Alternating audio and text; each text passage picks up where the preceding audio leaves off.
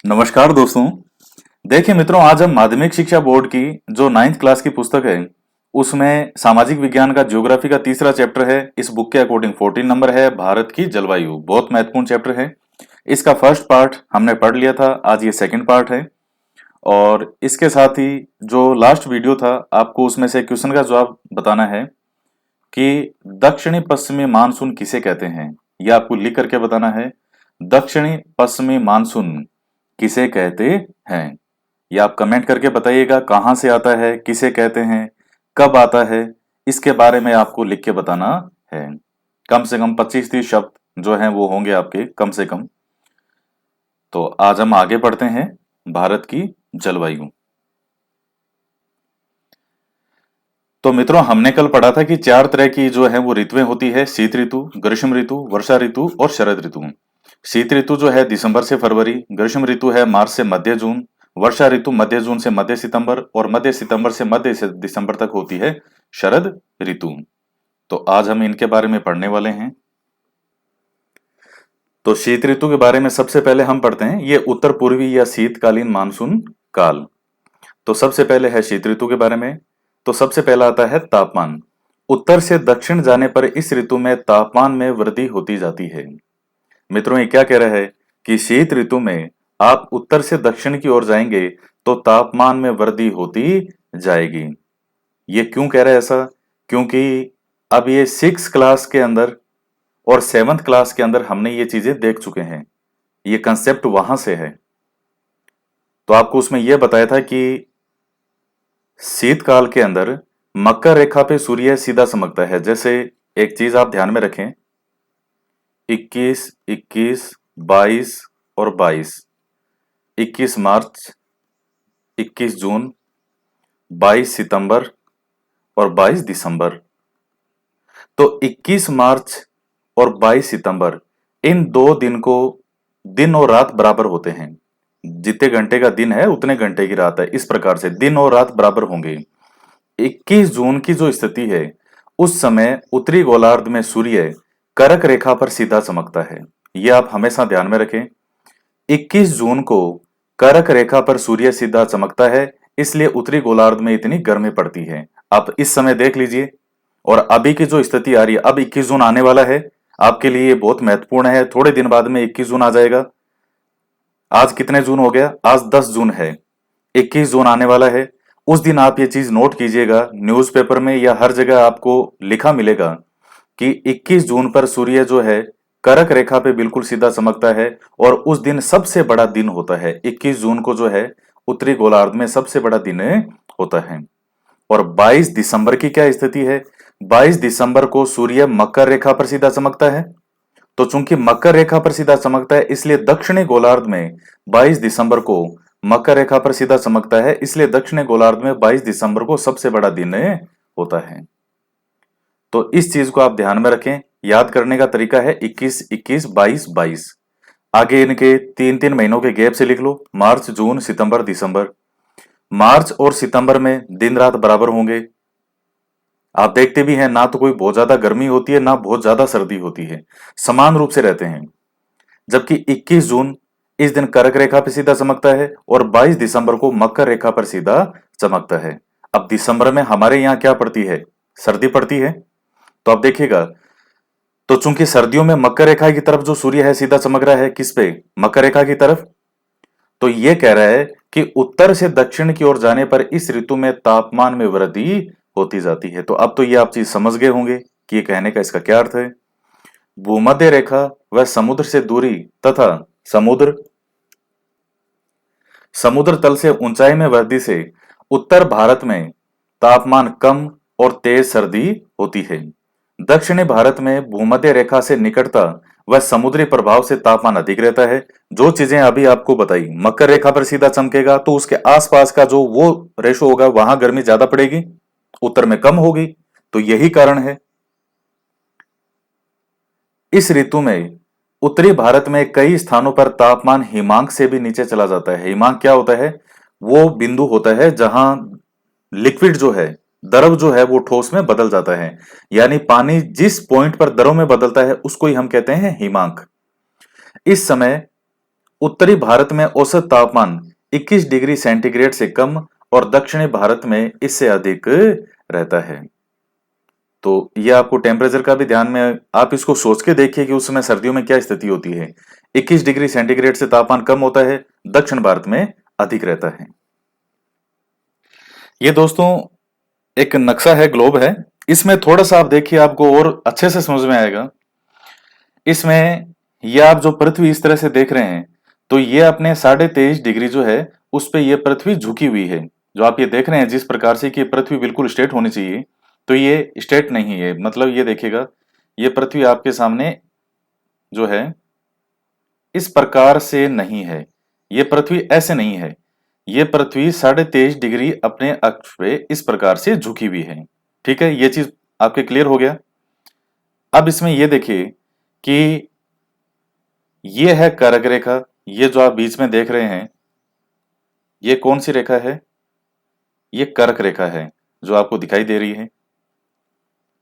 ये कौन सी है दक्षिण में? ये है मकर रेखा, ये वाली। और ये जो भारत के बीच में से यहां निकल रही है, ये वाली, ये कौन सी है? कर्क रेखा। ये बीच में कौन सी है? ये भूमध्य रेखा है। उत्तर में ये है, ये कर्क रेखा। ये मैंने इसको कई बार ऊपर फेर दिया, ये ऐसे, ये इतनी मोटी होगी, ये कर्क रेखा। ये दक्षिण में है मकर रेखा। इतनी चीज आपके क्लियर है। अब जैसे मान लीजिए यहां सूर्य है और पृथ्वी सूर्य के चारों ओर क्या लगाती है? चक्कर लगाएगी। और जिस तरह से पृथ्वी ये है इस प्रकार से, तो ये इसी तरह से ही चक्कर लगाएगी। ये जैसे पृथ्वी 23.5 डिग्री झुकी हुई है, ऐसे झुके हुए ही ये राउंड में चक्कर लगाएगी।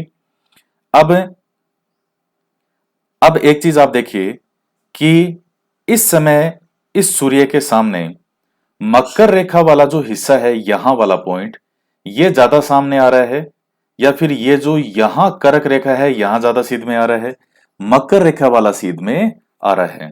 और ये जब घूमते घूमते घूमते 6 महीने बाद इस तरफ घूमते घूमते घूमते घूमते ये दूसरी तरफ चली जाएगी, और सूर्य की स्थिति क्या हो जाएगी? जैसे मान लीजिए सूर्य तो अपनी जगह है, स्थिर है, और ये पृथ्वी घूमते घूमते सूर्य के इस तरफ चली गई, तो मान लीजिए सूर्य तो यहां रह गया, और ये पृथ्वी घूम के राइट से किधर आ गई? लेफ्ट की ओर आ गई, यहां पर, जो ये यहां है।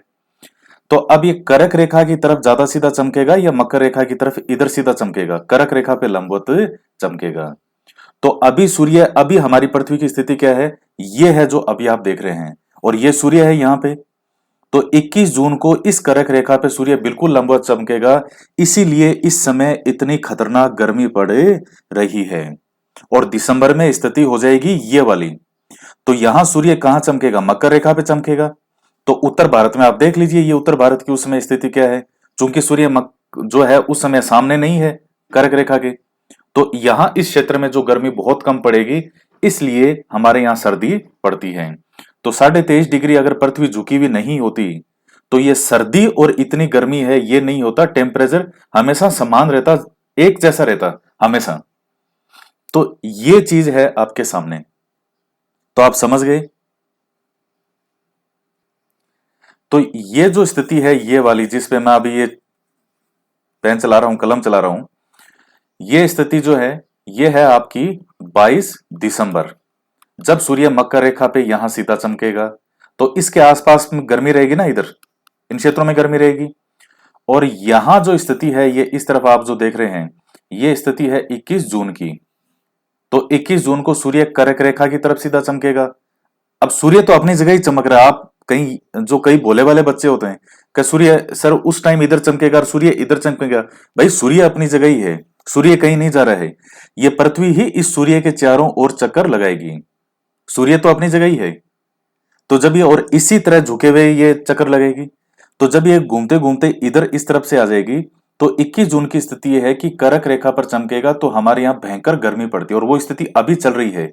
21 जून आएगा उस दिन आप देख लेना अच्छे से, न्यूज़पेपर में, न्यूज में खूब आएगा कि आज सबसे बड़ा दिन है और सूर्य बिल्कुल इधर चमक रहा है और गर्मी अपने पीक पॉइंट पे होगी। तो ये है मेन पॉइंट। और मित्रों, ये पृथ्वी इस प्रकार से चक्कर लगाती है, इस प्रकार से, ये देखिएगा इस तरह से, ये है पृथ्वी का मूवमेंट। तो आप देख रहे हैं कि कभी कोई सा भाग जो है वो सूर्य के सामने ज्यादा हाईलाइट होगा, कभी कर्क रेखा वाला सामने आएगा, कभी मकर रेखा वाला सामने आएगा। जून में कर्क रेखा वाला सामने आता है पूरी तरह से, और दिसंबर के अंदर जो मकर रेखा वाला है वो सामने आता है। 6 महीने का बीच में गैप रहता है। ये एक मैप है, भारत पवने तथा वर्षा शरतकालीन। तो देखिए इनकी दिशा कैसे है, उत्तर से दक्षिण की ओर का मूवमेंट है ये, ऐसे यूं इस प्रकार से जो आप देख रहे हैं, यहां से ऐसे, यहां से ऐसे, यहां से ऐसे। और जब ग्रीष्म काल का होता तो सब इनकी दिशा पवनों की यूं होती, ऐसे। नेक्स्ट पॉइंट इसमें आता है वायुदाब और पवने। इस ऋतु में यानी कि शीत ऋतु में उच्च दाब मध्य एशिया तथा निम्न दाब हिंद महासागर में होता है। तो ये देख लिया आपने, आपको बता दिया क्यों होता है। मकर रेखा की तरफ सूर्य सीधा चमकेगा तो इधर वायुदाब क्या हो जाएगा, निम्न हो जाएगा, हवाएं हल्की हो जाएगी। जबकि उत्तर की तरफ जो है वो सर्दी पड़ेगी तो वायु भारी होगी। इससे पवनें मध्य एशिया के उच्च दाब क्षेत्र से महासागरीय निम्न दाब की ओर चलने लगती है। इन्हें उत्तरी पूर्वी मानसूनी पवनें कहा जाता है। तो मित्रों, इन्हें उत्तरी पूर्वी मानसून जो है, उत्तरी पूर्वी मानसूनी पवनें कहते हैं। ये पूरे उत्तरी गोलार्ध के संदर्भ में, पूरी पृथ्वी के संदर्भ में बातें हो रही है। तो उस संदर्भ में आप देखेंगे तो आप ये उत्तरी पूर्वी मानसूनें ही कहलाएगी। क्योंकि मध्य एशिया जो है, ये भारत के ऊपर का जो आप भाग देखते हैं, उत्तर पश्चिम की तरफ का जो भाग है, तो वैसे अगर देखा जाए तो ग्रीनविच नगर जो है बीच में देशांतरीय रेखा, उससे कंपैरिजन में देखें तो ये उत्तर पूर्व दिशा ही है। तो ये मध्य एशिया के उच्च दाब से महासागरीय निम्न दाब की ओर चलने लगती है। इन्हें उत्तरी पूर्वी मानसूनी पवनें कहा जाता है। वर्षा इस ऋतु में देश के उत्तर पश्चिमी भाग में भूमध्य भूमध्य सागरीय चक्रवातों और दक्षिण में लौटते मानसून से वर्षा होती है। भूमध्य सागरीय चक्रवातों यानी जिसको आप पश्चिमी विक्षोभ के नाम से भी जानते हैं, होने वाली वर्षा रबी की फसल के लिए वरदान होती है। ये हमने पहले भी देखा था। इसे स्थानीय भाषा में मावठ कहा जाता है। जो आप सर्दियों के मौसम में बारिश देखते हैं, तो आप कभी कभी देखते हैं कि सर्दियों के मौसम में कहाँ से बारिश आई है, तो उसको मावठ आप कहते हैं। लोकप्रिय नाम है मावठ, ये सब पहचानते हैं। तो वो वर्षा जो है वो रबी की फसल के लिए अच्छी होती है। अब जैसे रबी में प्रमुखतया कौन सी फसल आती है, गेहूं। तो गेहूं की फसल के लिए बहुत अच्छी होती है। यह वर्षा जम्मू कश्मीर, पंजाब, हरियाणा, राजस्थान, उत्तराखंड, यूपी में होती है। अब ये पश्चिम की तरफ से आएगी तो इन सब में आएगी। दक्षिण में उत्तरी पूर्वी मानसून से होने वाली वर्षा कहाँ होती है, तमिलनाडु के अंदर होती है, उत्तरी पूर्वी मानसून से। तो इसके बारे में आगे हम और देखेंगे। अभी इनके कई नाम भी आते हैं कि इन बारिश को क्या क्या कहते हैं। यह दोस्तों एक मैप है, भारत समताप रेखाएं। समताप रेखाएं क्या होती है, जहां तापमान समान रेखा, जहां समान होता है उनको मिलाने वाली जो रेखा है। तो जनवरी में क्या है, तो यहां देखिएगा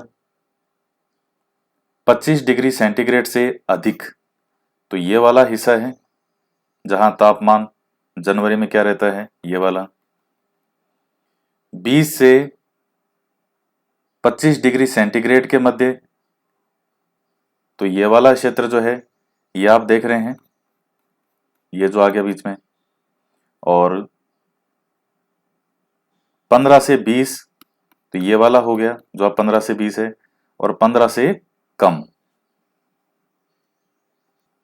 तो ये सबसे ऊपर की स्थिति है ये वाली। तो ये तापमान है कि तापमान किस समय कहाँ कितना रहता है। ये देखिएगा, ये 15 सेंटीमीटर, सॉरी सेंटीमीटर नहीं है, सेंटीग्रेड है। मैं सेंटीमीटर बोल रहा हूँ बार बार, तो इसमें हो सकता है मैंने सेंटीमीटर बार बार बोला हो इस मैप में। सेंटीमीटर नहीं, सेंटीग्रेड है ना, स्लिप हो गया होगा, ध्यान नहीं रहा मुझे। तो सेंटीग्रेड है ये तापमान। ये देखिएगा इस प्रकार से, ये 15 सेंटीग्रेड वाला है, ये 20 सेंटीग्रेड, ये है 25 सेंटीग्रेड। तो ये है 15 से कम, ये वाला पूरा। ये 15 से 20, ये जनवरी की स्थिति बता रहा है।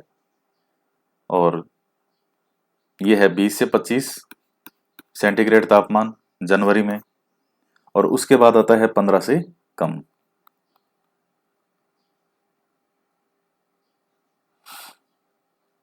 तो ये आपका 25 से अधिक हो गया और 15 से कम ऊपर है। अब आता है ग्रीष्म ऋतु। इस ऋतु में तापमान अधिक होने से अत्यधिक गर्मी पड़ती है। अभी जो चल रहा है वो ग्रीष्म ऋतु चल रही है। उत्तरी भारत में ऋतु में तापमान अधिक होने के तीन प्रमुख कारण हैं। सूर्य की किरणों का उत्तरी गोलार्ध में लंबवत पड़ना, समुद्र से दूरी और प्रति चक्रवातों के कारण तापमान में वृद्धि। इस ऋतु में उत्तरी भारत में तापमान 50 डिग्री सेंटीग्रेड तक पहुंच जाता है। दक्षिणी भारत में सागरीय प्रभाव से अपेक्षाकृत कम तापमान रहता है। इस समय के निकटवर्ती तथा पहाड़ी भाग ठंडे रहते हैं। तो इसलिए गर्मियों के मौसम में चूंकि उत्तरी गोलार्ध में गर्मी पड़ती है ज्यादा, तो इसलिए लोग इस समय ठंडी जगहों पे घूमने के लिए जाते हैं जो पहाड़ों की तरफ स्थल होते हैं, पहाड़ों पर स्थित होते हैं। क्योंकि जितनी ऊंचाई पर आप जाएंगे, जैसे पहाड़ जितना ऊंचा होगा तो टेम्परेचर का विपरीत संबंध होता है, वहां टेम्परेचर कम होगा। तो गर्मियों के मौसम में राजस्थान वाले माउंट आबू घूमने जाएंगे तो उनको बहुत अच्छा लगता है। अब आता है वायुदाब व पवने। इस समय उत्तरी भारत में अत्यधिक गर्मी के कारण निम्न वायुदाब का क्षेत्र बनता है। राजस्थान के मरुस्थलीय क्षेत्र व पंजाब में अति निम्न दाब हो जाता है। इसके विपरीत हिंद महासागर क्षेत्र में अधिक दाब रहता है, जो आपको इतनी देर मैंने ग्लोब से समझाया था कि गर्मी के मौसम में, यानी जैसे आप जून ही मान लीजिए, तो जून के मौसम में कर्क रेखा पे सूर्य चमकेगा सीधा, तो यहां वायुदाब का क्षेत्र कम हो जाएगा। हिंद महासागर की तरफ वायुदाब का क्षेत्र अधिक हो जाएगा और हवाएं हिंद महासागर से फिर उत्तर की ओर चलेगी हमारी तरफ। इस ऋतु में उत्तरी भारत में पवनें चलती है जिनको लू कहा जाता है। कभी कभी तेज आंधियां और उनके साथ साधारण वर्षा भी हो जाती है। पश्चिमी बंगाल में इन आंधी तूफानों को काल काल बैसाखी कहते हैं। पश्चिम बंगाल में वर्षा, इस ऋतु में वर्षा बहुत कम मात्रा में होती है। पश्चिम बंगाल में काल बैसाखी तूफानों के साथ वर्षा होती है। दक्षिण भारत में मालाबार तट के पास होने वाली वर्षा को आम्र वर्षा और कव्वा उत्पादन वाले क्षेत्रों की वर्षा को फूलों की बौछार कहते हैं। तो ये मालाबार तट है, इसके आसपास होने वाली वर्षा को आम्र वर्षा, कव्वा यानी कॉफी उत्पादन वाले क्षेत्रों की वर्षा को फूलों की बौछार कहते हैं। पंजाब, हरियाणा, उत्तराखंड, असम में तूफानों के साथ ओलावृष्टि भी हो जाती है। ये एक और मैप है जिसमें ताप बताया गया है, समताप रेखाएं, कि जून में कितनी गर्मी पड़ती है। तो सबसे पहला देखिए 32 डिग्री सेंटीग्रेड से अधिक। तो अभी देख लीजिए कितनी खतरनाक गर्मी पड़ रही है अभी राजस्थान में, इधर पश्चिमी राजस्थान की तरफ बहुत ही खतरनाक। और फिर इसके बाद में फिर ये अलग अलग है, 30 से 32 और 28 से 30 डिग्री सेंटीग्रेड और 28 डिग्री सेंटीग्रेड से कम। तो ये वाला जो क्षेत्र है यहाँ 28 डिग्री सेंटीग्रेड से कम है, ये जो आप देख रहे हैं। और 30 से 32 डिग्री सेंटीग्रेड के मध्य का जो टेम्परेचर है वो ये वाला जो क्षेत्र आ जाएगा। और 28 से 30 वाला, तो ये जो आप बीच वाला देख रहे हैं ये इस प्रकार से, यहाँ ये वाला, ये वाला, ये ये है 28 से 30। तो ये टेम्परेचर रहता है जून का। और मित्रों, जून में जो आप जानते हैं कर्क रेखा पे सूर्य सीधा चमकता है, इस प्रकार से कर्क रेखा ये निकलेगी, ये बीच में से यूं इस प्रकार से। तो आप इस टाइम देख लीजिए कि टेम्परेचर जो है वो उत्तर की तरफ कर्क रेखा के इधर ज्यादा पड़ेगा, और जैसे जैसे आप इधर से दक्षिण की तरफ जाएंगे टेम्परेचर इस समय थोड़ा कम होता जाएगा। ये देख लीजिए 32, फिर 30, फिर 28, फिर 28 से कम। और ये एक मैप और है, भारत पवने तथा वर्षा ग्रीष्मकालीन। तो इसमें आप देख लीजिए कि इस समय जो बारिश होती है, सबसे पहला ये आप देखिए बारिश कहाँ से आ रही है, इस तरफ से आ रही है अरब सागर से, ये बंगाल की खाड़ी से, ये हिंद महासागर की अरब सागर को मिलाते हुए आती है। तो आप देख लीजिए यहाँ पे 75 सेंटीमीटर से अधिक वर्षा कहाँ होती है। ये जो क्षेत्र आप देख रहे हैं ये वाला, ये प्रायद्वीप या पठार के कारण भिड़ते ही इधर खूब बारिश होती है, खूब वर्षा करती है। ये वाला जो क्षेत्र है यहाँ हो जाएगी, यहाँ इस प्रकार से 25 से कम कहाँ कहाँ करेगी। तो एक तो गुजरात का, ये राजस्थान का पूरा पश्चिमी एरिया उधर का, ये वाला हिस्सा सारा आ जाएगा।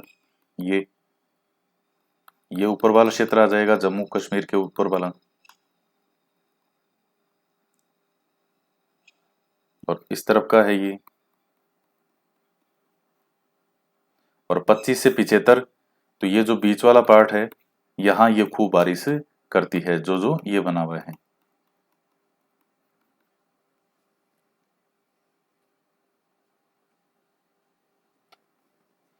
अब है दक्षिण पश्चिमी या ग्रीष्मकालीन मानसून काल। अब इसमें वर्षा ऋतु है। यह ऋतु हमारे देश की कृषि को जीवन प्रदान करती है। देश के अधिकांश भागों में वर्षा इसी समय होती है। वर्षा ऋतु का काल पूर्णतः मानसून पर निर्भर करता है। तापमान, मानसूनी वर्षा में वृद्धि के साथ साथ तापमान में भी कमी आने लगती है। जुलाई अगस्त के बाद कुछ क्षेत्रों में सितंबर में तापमान में वृद्धि हो जाती है। राजस्थान में सितंबर में तापमान 38 डिग्री सेंटीग्रेड तक पहुंच जाता है। आप देखेंगे जुलाई से मानसून आपका शुरू हो जाएगा, तो ये वर्षा ऋतु आ जाएगी। वायुदाब व पवनें, इस समय निम्न वायुदाब घने रूप में राजस्थान के थार मरुस्थल और पंजाब में केंद्रित हो जाता है। उच्च वायुदाब दक्षिण में हिंद महासागर में केंद्रित होता है।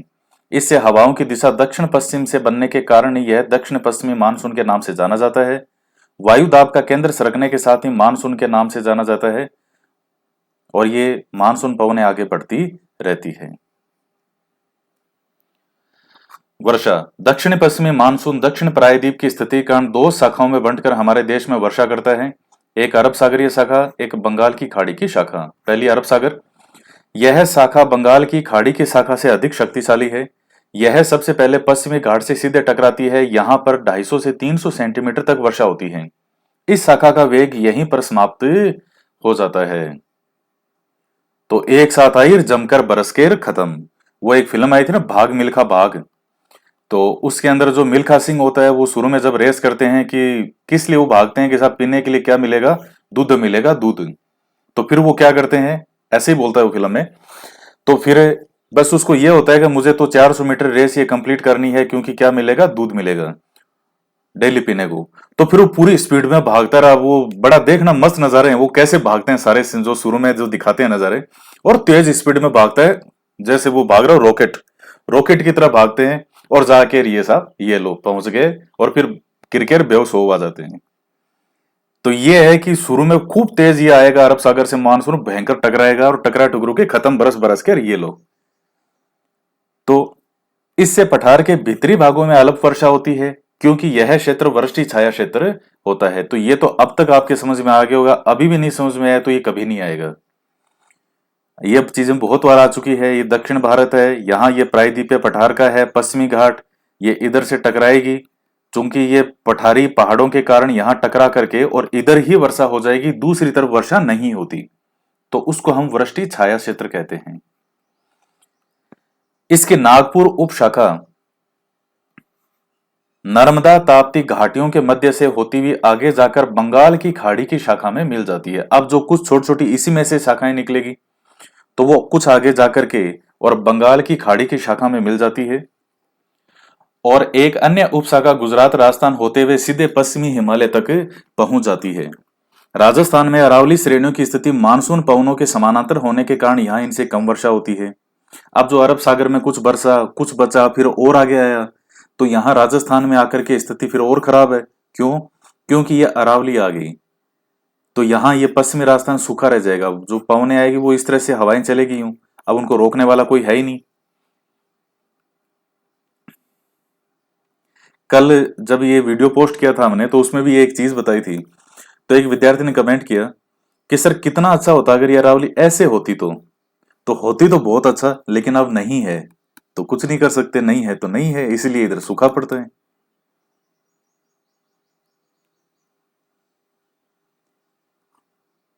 अब आता है बंगाल की खाड़ी की शाखा। यह शाखा अवरोध के कारण दो उप शाखाओं में बंट जाती है। एक उप शाखा अरुणाचल प्रदेश व असम की ओर चली जाती है। यह उप शाखा, यह अब हम बंगाल की खाड़ी की शाखा से बात कर रहे हैं, जो बंगाल की तरफ से आएगा, बंगाल की खाड़ी की तरफ से। तो एक तो उप शाखा जो है वो अरुणाचल प्रदेश और असम की ओर चली जाएगी और यहाँ गारो पहाड़ियों से टकराकर भारी वर्षा करेगी। और ये मौसिन राम क्षेत्र इधर ही है जहां सबसे ज्यादा बारिश होती है। दूसरी उप शाखा हिमालय की तराई के सारे आगे बढ़ती है। इसमें बिहार, यूपी, छत्तीसगढ़, झारखंड, उत्तराखंड में अधिक वर्षा होती है। पश्चिम में जाने के साथ साथ इसमें वर्षा की मात्रा घटती जाती है और इससे पश्चिमी पंजाब व राजस्थान में बहुत कम वर्षा होती है। तो हमारे राजस्थान को तो दोनों ही तरफ से नुकसान है। अरब सागर वाला आया तो यहाँ ये अरावली आ गई, तो इसके साथ साथ साथ यूं निकल गई, कोई रोकने वाला नहीं था।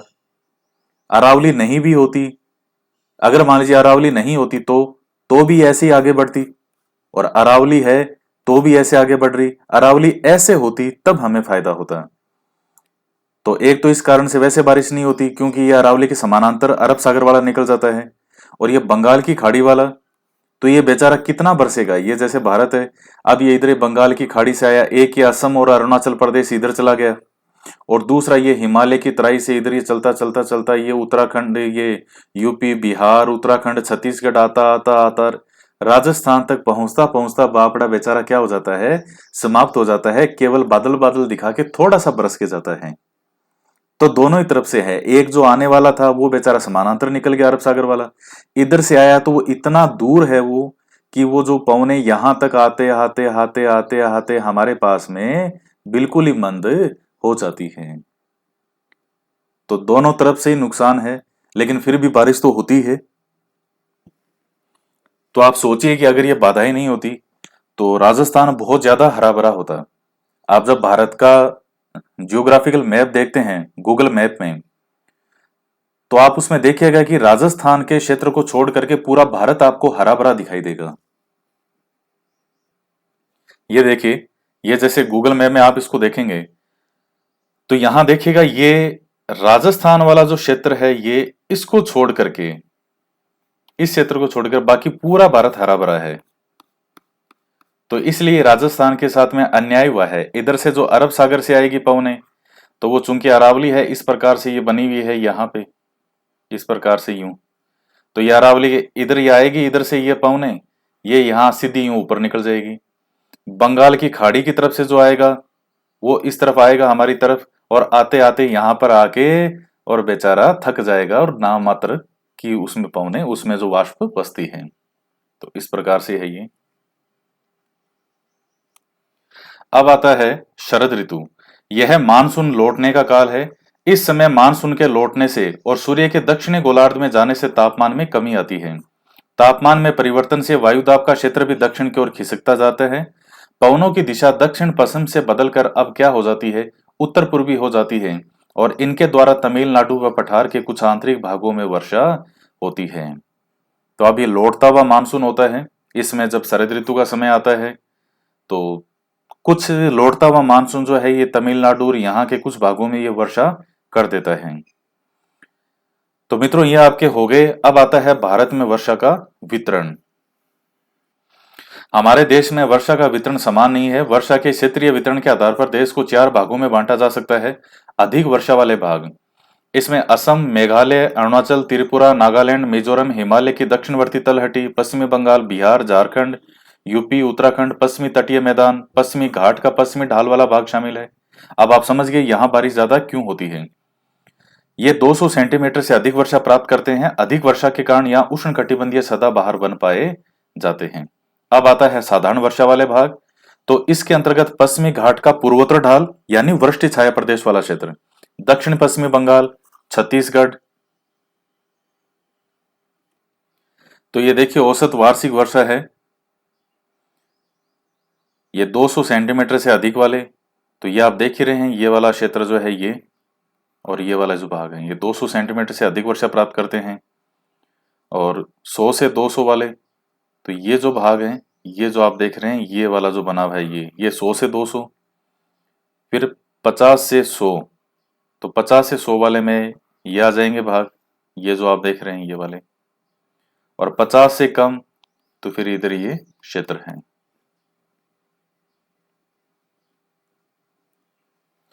झारखंड, उड़ीसा, दक्षिण पूर्वी उत्तर प्रदेश, हिमालय के तराई क्षेत्र, पूर्वी तमिलनाडु आदि शामिल हैं।